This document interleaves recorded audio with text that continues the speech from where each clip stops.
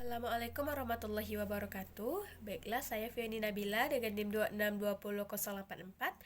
Nah, di sini saya akan menjelaskan materi dari setelah UAS untuk tugas akhir dalam mata kuliah Akhlak Tasawuf. Materi yang pertama yaitu tentang taubat dan ikhlas.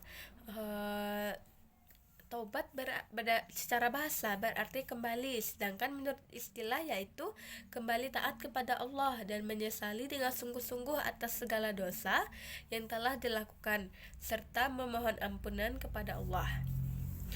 Allah berfirman dalam surat An-Nur ayat 31 yang artinya dan bertaubatlah kamu sekalian kepada Allah, hai orang-orang yang beriman, supaya kamu beruntung. Salah satu contoh dari taubat yaitu tidak melakukan dosa-dosa yang telah lampau. Kemudian ikhlas. Ikhlas sendiri berarti bersih. Secara istilah, ikhlas berarti niat mengharapkan ridha Allah saja dalam beribadah tanpa menyekutukannya dengan yang lain. Nah, Allah berfirman dalam surah Al-An'am ayat 162 yang artinya, katakanlah sesungguhnya salatku, ibadahku, hidup dan matiku hanyalah untuk Allah, Tuhan semesta alam. Nah, ciri-ciri dari ikhlas ini yaitu terjaga dari segala sesuatu yang diharamkan Allah, kemudian selalu menerima apa adanya. Materi yang kedua yaitu tentang wara' dan zuhud. Nah, wara' berarti menjaga diri atau sikap hati-hati dari hal yang syubhat dan meninggalkan yang haram. Nah, contohnya yaitu seseorang meninggalkan kebiasaan merokoknya karena sebagian orang ada yang mengatakan halal dan ada yang mengatakan haram. Nah, kemudian yaitu yang kedua yaitu zuhud.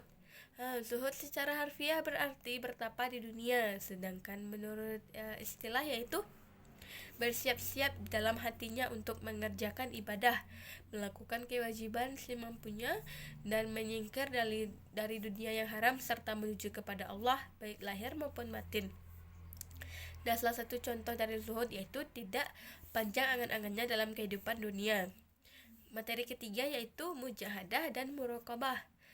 Mujahadah sendiri artinya yaitu bersungguh-sungguh hati dalam melaksanakan ibadah kepada Allah dan teguh dalam beramal soleh.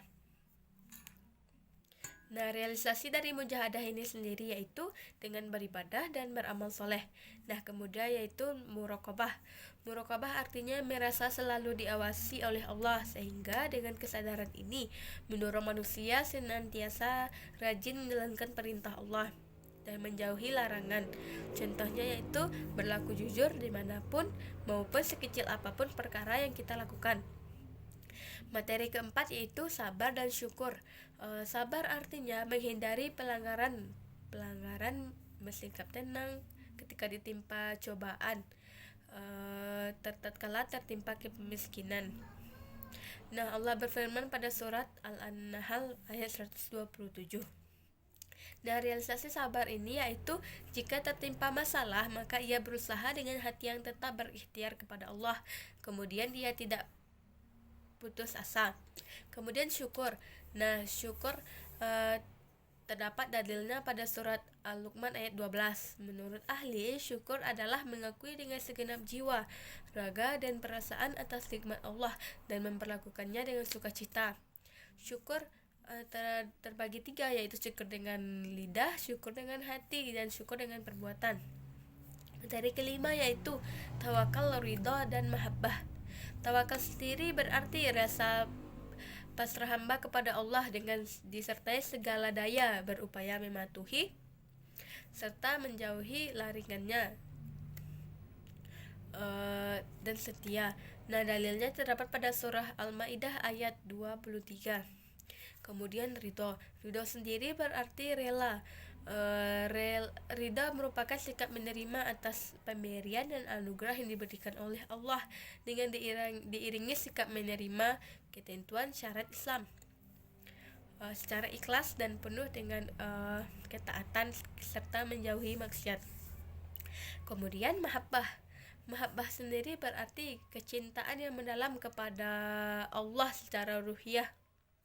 Tujuan dari mahabbah ini merupakan memperoleh kesenangan batiniah yang sulit kita tuliskan dengan kata-kata. Kemudian yang keenam yaitu akhlak kepada makhluk. Nah, di sini terdapat beberapa akhlak kepada makhluk. Yang pertama itu kepada manusia. Kepada manusia contohnya yaitu menahan diri untuk tidak mengganggu. Artinya tidak mengganggu manusia baik secara lisan maupun dengan perbuatan kita. Kemudian akhlak kepada diri sendiri, yaitu menjaga harga diri, menjaga diri dari makanan dan minuman yang haram.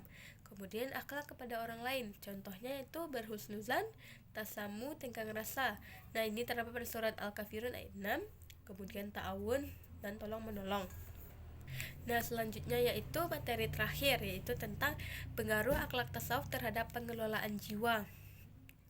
Nah, inti dari tasawuf adalah terisinya jiwa dengan akhlak yang baik dan kesucian jasmani dan rohani dari akhlak yang tercela. Nah, dalam pengelolaan jiwa dalam konsepsi tasawuf berarti kita tidak mengabaikan unsur jasmani manusia. Unsur ini juga penting karena rohani sangat memerlukan jasmani dalam melaksanakan kewajiban kepada Allah. Seorang tidak mungkin sampai kepada Allah dan beramal dengan baik apabila jasmaninya tidak sehat. Nah, berarti ilmu tasawuf adalah pembinaan jiwa atau pengelolaan jiwa kerohanian sehingga bisa berhubungan dengan Allah sedekat mungkin. Nah, hubungan ilmu tasawuf dengan pengelolaan jiwa adalah dalam pembahasan tasawuf dibicarakan tentang hubungan jiwa dengan badan. Sekian penjelasan materi dari saya. Jika terdapat kesalahan, mohon maaf. Assalamualaikum warahmatullahi wabarakatuh.